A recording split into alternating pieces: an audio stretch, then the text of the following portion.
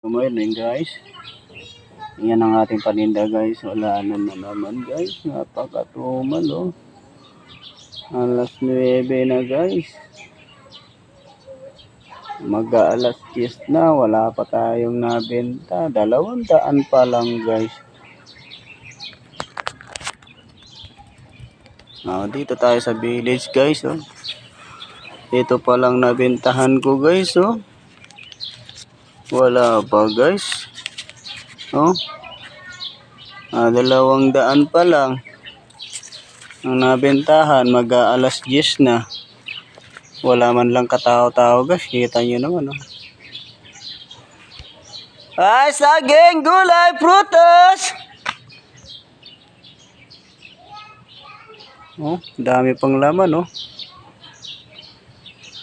Ang araw, mahirap talaga ang buhay ngayon guys. Dati pag sumisigaw ka kay Duterte na siya pang nakaupo, paglabas niya, pag sigaw mo lang lalabas lahat mga tao, bibili-bili. Dito wala oh. Sarado lahat ang bahay oh. Ang laki talaga ng pinagkaiba guys kay Mang Duterte Digong kaysa ngayon.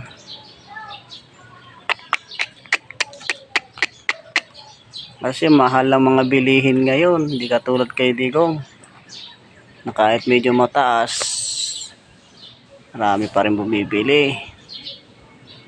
Naku po, sa ngayon na taon, naku po, kami ang nahihirapan na maliliit na vendors.